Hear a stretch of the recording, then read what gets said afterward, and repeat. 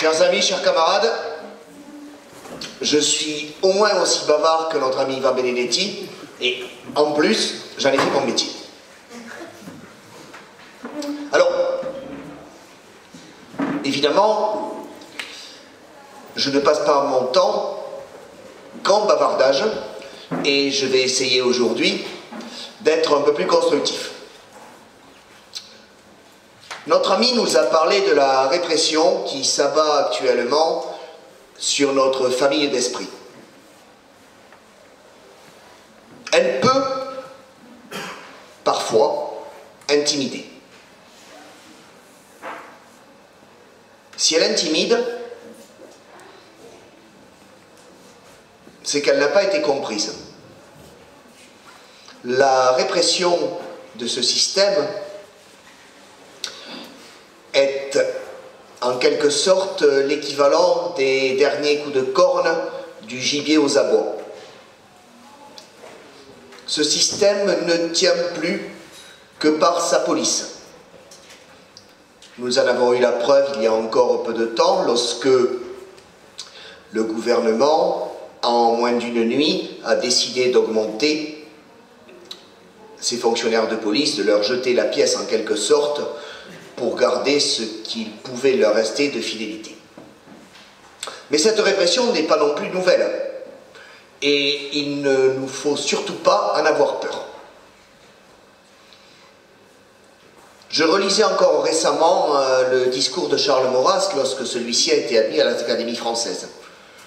Il disait aujourd'hui à l'Académie, hier en prison, parce que Charles Maurras avait été jeté avant-guerre en prison par le gouvernement indigne de la Troisième République.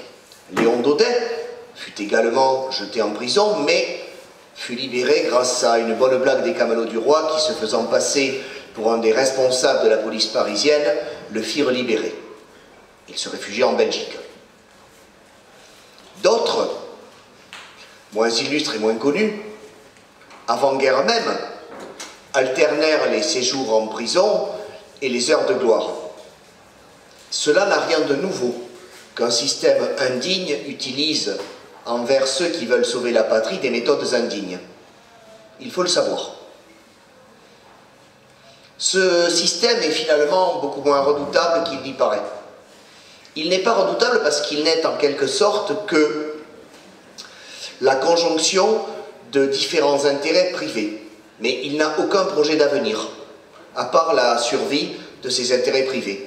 Il gouverne aussi mal qu'il tente de bien se défendre, pour paraphraser Charles Maurras, mais pour autant, il n'a aucune cohérence, il n'a aucune histoire et donc aucun avenir.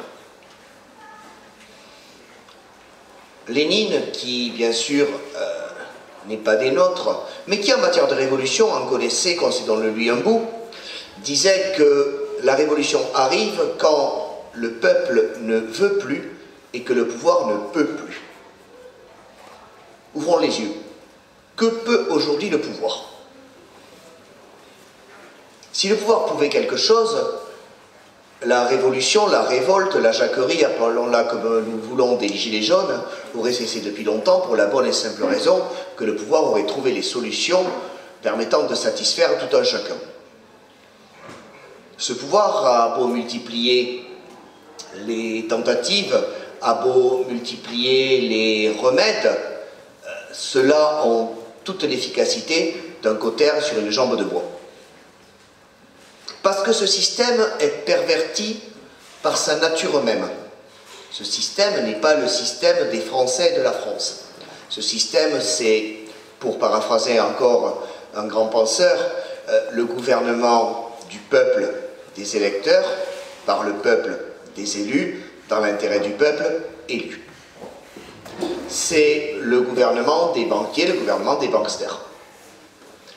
Et chacune des petites réformettes que tente M. Macron, en bon technocrate qu'il est, n'a d'autre but que de simplifier les rouages de ce système pour permettre à l'argent de remonter toujours des poches de ceux qui travaillent vers les poches de ceux qui abusent et profitent. Et évidemment, ça ne peut pas fonctionner. Ce système ne peut donc plus. Il ne peut plus. Il tente de réprimer, de contenir, mais on ne contient pas la colère d'un peuple quand elle va exploser. Ça n'est jamais arrivé, ça n'est pas possible. Et ce peuple ne veut plus. Ce peuple ne veut plus. Chaque jour, nous le réalisons un peu plus. Des travailleurs qui, toute la semaine, gagnent à la sueur de leur front leur maigre pitance pour pouvoir la redonner en grande partie sous taxes et impôts divers à la fin du mois ou même avant la fin du mois, au lieu de se reposer le samedi ou la nuit, vont sur les ronds-points après avoir revêtu un gilet jaune. Plus de vie de famille. Et comment peut-on avoir une vie de famille quand on ne gagne plus rien, qu'on ne peut plus rien offrir à sa famille? Plus que l'usine ou l'atelier, ou le bureau, et le rond-point ou la rue. C'est une révolution multiforme. Nous avions eu la révolution des familles. La révolution des familles, c'était la révolte de 2012-2013 contre l'immonde loi du mariage pour tous, en réalité de l'autorisation de toutes les perversions possibles et imaginables à tous les cinglés possibles et imaginables.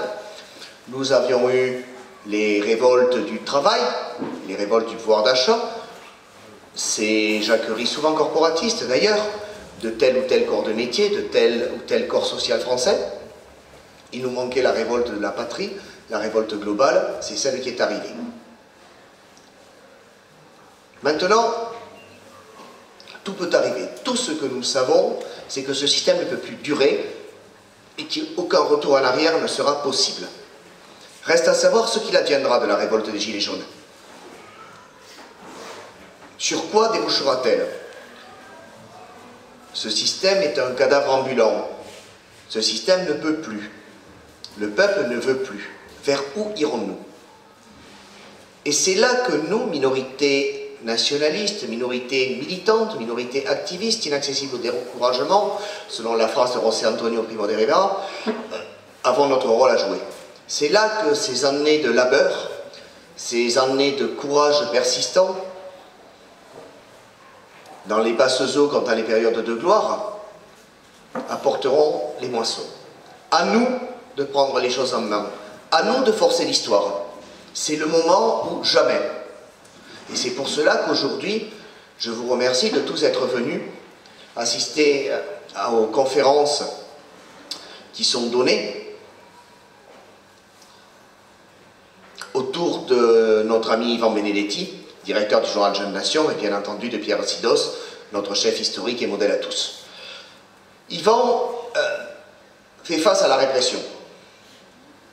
Comme avocat, j'ai eu souvent l'occasion de me lever dans les prétoires de France et de Navarre en robe pour, j'allais dire le défendre, mais plus peut-être porter sa parole.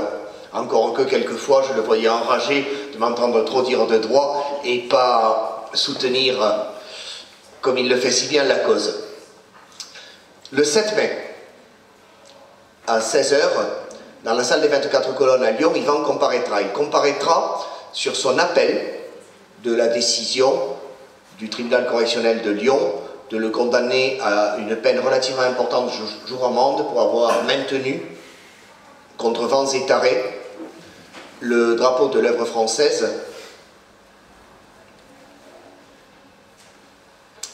il comparaîtra pour avoir témoigné sa fidélité au nationalisme. Je vous demande de venir le soutenir. Il doit comparaître encore pour une autre affaire à Paris, peut-être plus anecdotique mais révélatrice, l'affaire Laguiole. Savez-vous ce qu'est l'affaire Laguiole?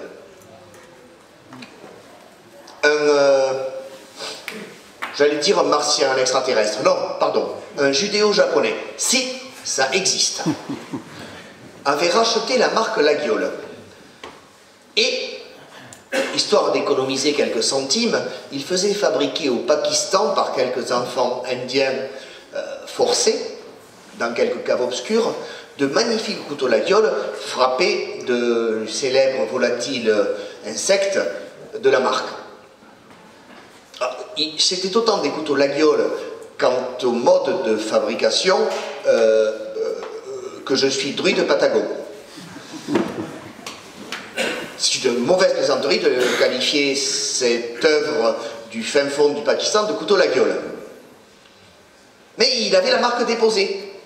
Et lorsque, dans la ville de La Guiole, un artisan local avait le malheur de faire un couteau, un vrai La Guiole, et qui a posé la marque, les foudres judiciaires pour violation d'une marque déposée lui tombaient dessus.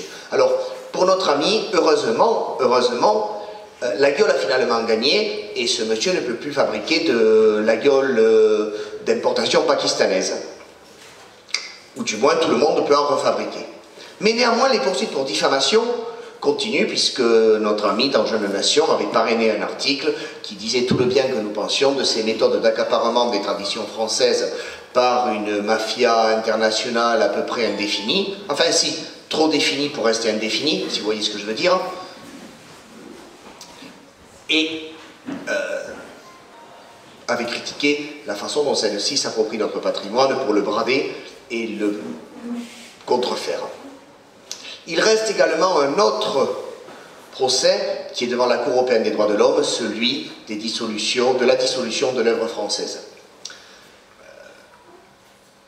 L'agenda judiciaire est chargé, la répression continue, mais nous ne baisserons pas pour autant les bras. Après le 7 mai, il y aura le 11 mai, la fête nationale de Sainte-Jeanne d'Arc, et comme toujours, c'est au terme de jours et de mois de prison que nous imposerons systématiquement à ce pouvoir décadent notre volonté, notre foi, notre avenir, et que nous rétablirons la France, parce que la France, comme cela a été écrit dans une plaquette de l'œuvre française des années 1980-1983 je crois, et comme l'avait écrit Pierre Sidos, c'est un visage, pas un masque de carnaval, un territoire, pas un terrain de camping, un drapeau, pas un pavillon de complaisance. Et ce territoire, ce visage, ce drapeau, qu'ils le veuillent ou non, nous les défendrons, nous les imposerons, nous les rétablirons. Je vous remercie.